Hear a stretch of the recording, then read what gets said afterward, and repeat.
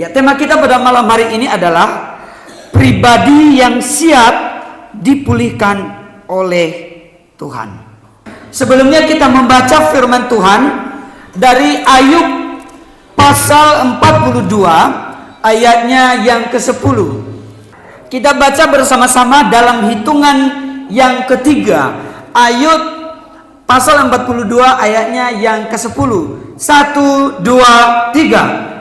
Lalu Tuhan memulihkan keadaan Ayub setelah ia meminta doa untuk sahabat-sahabatnya, dan Tuhan memberikan kepada Ayub 2 kali lipat dari segala kepunyaannya dahulu.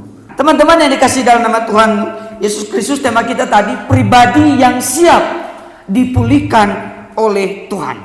Semenjak manusia jatuh dalam dosa, manusia itu sudah di dunia ini sudah pasti mengalami yang namanya itu penderitaan. Dan penderitaan itu ada banyak macam. Nah itu. Tapi kalau konteks kita, kalau kita ke bawah dalam konteks anak muda, penderitaan kita itu apa sih? Nah pasti tidak seperti penderitaan yang mungkin dialami oleh Ayub.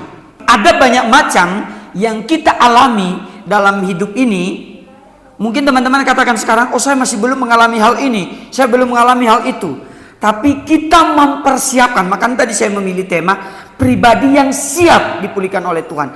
Kita mempersiapkan diri supaya nanti ketika kita berada pada tahap tertentu, ketika teman-teman nanti sudah mengalami tahap tertentu, maka teman-teman sudah siap dalam mengalami penderitaan itu, kita juga siap dipulihkan oleh Tuhan. Nah, teman-teman yang terkasih, Ayub itu ketika dia menderita, dia mengalami penderitaan yang luar biasa. Kehilangan anaknya, kehilangan hewan ternaknya. Hewan ternaknya itu ada banyak sekali. Nah, kemudian anak-anaknya, ketika dia berada di situ, posisi seperti itu, kemudian badannya juga tadi dibarah dalam tubuhnya dan dia garuk dengan beling. Pada akhirnya dia mengalami proses, dan pada akhirnya pada ayat yang kita baca ini tadi dikatakan apa?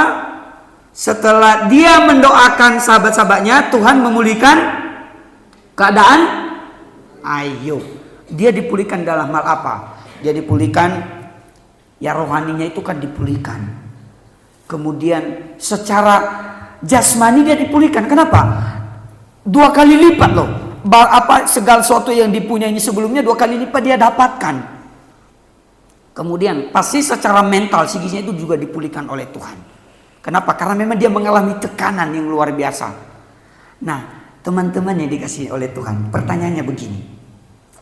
Apakah setiap orang yang menderita, entah penderitaan apapun, terserah mau konsep teman-teman tentang penderitaan itu, entah dia sakit lah dan sebagainya lah, entah kehilangan lah, apakah pasti dipulihkan seperti Ayub ini? Tapi saya katakan tidak. Kenapa? Banyak orang yang mengalami penderitaan, banyak orang yang mungkin contohnya dia sakit lah, entah dia kehilangan. Apakah digantikan seperti punya Ayub ini? Enggak. Jadi bukan seberapa banyak Ayub dipulihkan, tapi seberapa Ayub menjalani proses sepanjang dia diproses oleh Tuhan dalam penderitaan, sehingga nanti pada akhirnya Tuhan memulihkan dia secara rohani. Nah, sekarang kita kembali ke tema kita tadi. Pribadi yang siap dipulihkan oleh Tuhan. Kita kan menjadi pribadi yang siap. Kita kan masih anak muda. Kita pasti akan mengalami masa-masa kita nggak tahu apa yang terjadi besok. Kita pasti mengalami entah apa banyak hal yang akan kita alami. Sekarang kita belajar apa sih yang harus kita lakukan supaya kita siap untuk dipulihkan. Yang pertama, saya mengajak kita membaca Ayub pasal 2 ayat yang ketiga. Satu orang, saya nggak tunjuk. Satu orang, ayo. Ayub pasal 2 ayat yang ketiga. Firman Tuhan kepada iblis, apakah kau memperhatikan hambaku Ayub? Sebab tiada seorang pun di bumi seperti dia, yang demikian saleh dan jujur, yang takut akan Allah dan menjauhi kejahatan. Ia tetap teguh dalam kesalahannya, meskipun engkau telah membujuk aku melawan dia untuk mencelakanya tanpa alasan. Oke, saya baca bagian yang terakhir. Ia tetap tekun dalam kesalehannya. Ingat ini ya. Ia tetap tekun dalam kesalehannya, meskipun engkau membujuk aku melawan dia untuk mencelakakannya tanpa alasan. Nah, teman-teman perhatikan konteks ini. Berarti kalau tanpa alasan, berarti itu artinya Tuhan itu bilang gini loh. Contohnya ya, saya kasih Aldo ini sebagai orang saleh. Jadi Aldo ini dia saleh. Jadi tanpa alasan saya mau membuat dia menderita. Tanpa alasan, gak ada penyebab. Ya betul ya. Kita kalau tanpa alasan. Tapi ada satu hal yang baru di sini. Tanpa alasan itu tidak punya apa-apa. Jadi terjemahan ini artinya gini. Aku melawan dia untuk mencelakakannya tanpa apa-apa. Artinya gini. Kalau tadi tanpa alasan berarti artinya gini. Saya membuat Aldo menderita walaupun sebenarnya nggak ada penyebabnya gitu loh. Kan dia nggak berbuat salah dengan saya, kan gitu ya logikanya. Nggak ada alasan untuk saya membuat dia menderita. Nah gitu. Tapi sekarang saya ubah. Saya melawan Aldo dan mencelakakannya supaya dia tidak punya apa-apa. Sampai dia tidak mempunyai apa-apa. Pelajaran pertama yang perlu kita ambil di sini adalah Tuhan itu kan sudah tahu ya, kita semua di tempat ini. Oh ini loh anak-anakku. Tuhan itu sudah tahu taraf kita, iman kita. Tapi Tuhan itu mau kita semakin belajar supaya kita semakin setia kepada Dia. Makanya ketika nanti suatu hari Tuhan mengizinkan kita harus, mungkin kita gagal, atau mungkin kita mengalami sakit penyakit, atau mungkin teman-teman akan kehilangan orang-orang yang teman-teman sayangi, yang teman-teman cintai. Tuhan itu mau mengajarkan kita, walaupun nanti kamu tidak akan punya apa-apa, tetapi kamu harus belajar tekun dan setia kepada Tuhan. Dan terbukti Tuhan itu menuntun Ayub sampai pada akhirnya. Nah itu artinya di sini jangan lihat dulu pemulihannya itu loh, tapi kita siap gak? Gitu lah, kita siap. Kesiapan kita yang pertama di sini adalah setia walaupun tidak punya apa-apa, tetap setia kepada Tuhan. Siap walaupun tidak punya apa-apa, tetap setia kepada Tuhan walaupun tidak punya apa-apa. Kita harus belajar setia walaupun dalam keadaan apapun. Teman-teman masih muda, saya masih muda, teman-teman masih muda, Bapak Ibu Gembala masih muda. Kata Tante Erlin tadi diaminkan, wah lebih muda dari teman-teman. Amin. Amin. Nah, kita akan pasti, nah ini pasti ya, mengalami yang namanya berbagai macam bentuk, entah itu dalam bentuk apa nanti ke depan. Kita harus belajar setia walaupun tidak punya apa-apa.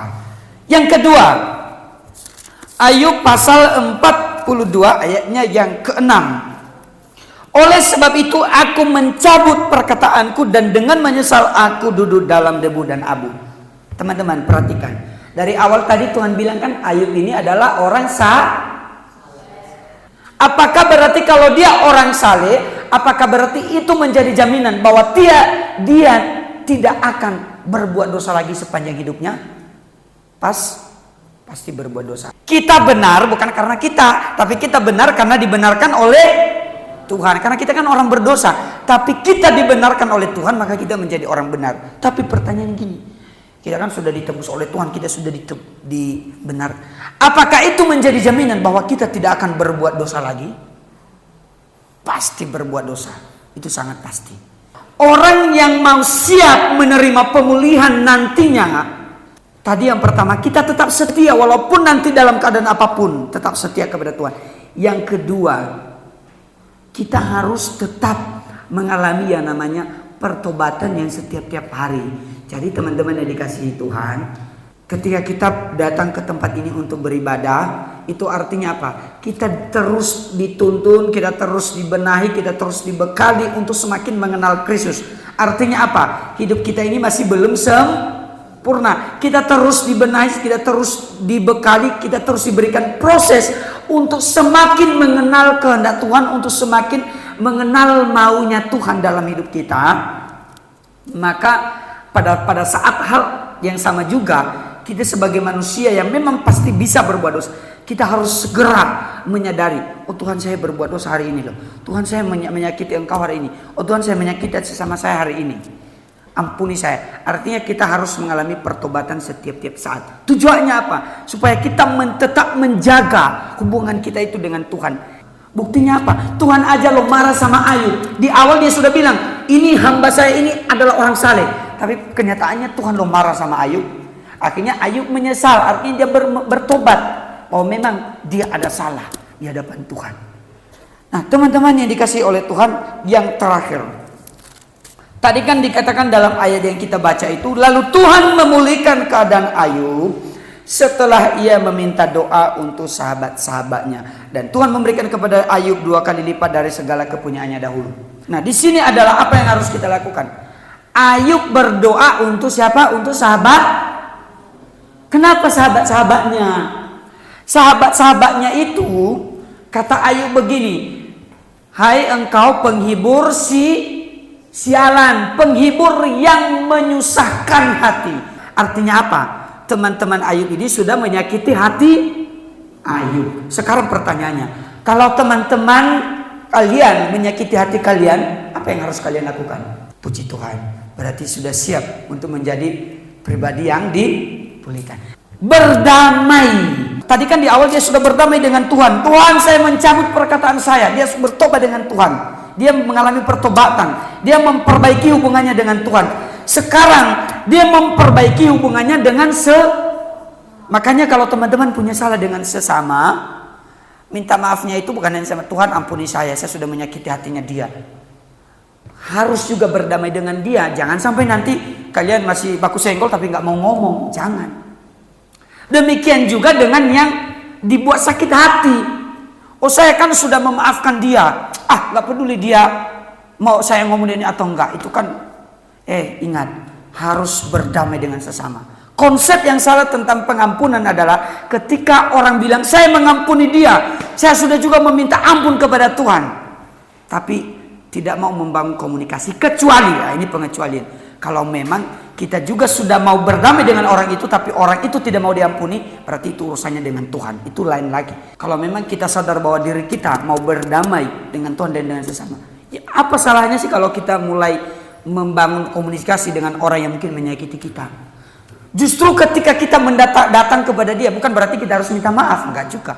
Tapi ketika kita memulai komunikasi dengan orang yang menyakiti kita, jangan salah, di saat itu orang itu justru merasakan, dia sadar kalau memang dia sudah melakukan kesalahan. Karena gini loh teman-teman, ada orang yang gak merasa bersalah ketika dia sudah melakukan kesalahan. Ada banyak orang gitu, ketika dia sudah menyakiti hati sesamanya. Saya menyakiti hatinya Kak Anggi contohnya, saya gak sadar, saya bilang, enggak kok, kan maksud saya kan seperti gini, dan saya bantah seterusnya. Tapi ketika suatu hari Kak Anggi datang kepada saya, dia memulai komunikasi dengan saya. Akhirnya saya di situ cara Tuhan membuat saya sadar. Poin kita di sini adalah kalau kita mau dipulihkan oleh Tuhan, kita harus berdamai dalam dua hal, berdamai dengan Tuhan dan berdamai dengan sesama. Karena bukan pemulihan itu yang paling penting, tetapi prosesnya itu. Kita mengalami tadi ini, kita tetap setia walaupun tidak punya apa-apa. Yang kedua tadi apa? Tetap mengalami pertobatan yang setiap saat. Tujuannya apa? Supaya semakin hari kita menjadi serupa dengan Kristus. Yang paling terakhir adalah suka berdamai, baik dengan Tuhan, dengan diri sendiri, dan juga dengan sesama kita. Supaya apa? Kita menjadi pribadi yang siap dipulihkan oleh Tuhan. Yang menjadi kalimat terakhir, Ayub tidak pernah memikirkan bahwa dia akan dipulihkan oleh Tuhan, tapi dia tetap melakukan kesetiaannya kepada Tuhan. Dia tetap mengandalkan Tuhan. Dia tetap setia kepada Tuhan dalam imannya. Dia tetap bertahan dalam penderitaannya. Entah dia tahu itu walaupun endingnya nanti Tuhan pulihkan atau enggak. Artinya di sini kita tetap berjalan bersama dengan Tuhan walaupun dalam keadaan apapun, tanpa peduli endingnya itu seperti apa. Karena kita tahu Tuhan itu pasti memberikan yang terbaik. Hanya saja yang terbaik menurut kita belum tentu yang terbaik menurut Tuhan. Yang kita harapkan adalah yang terbaik untuk Tuhan saja.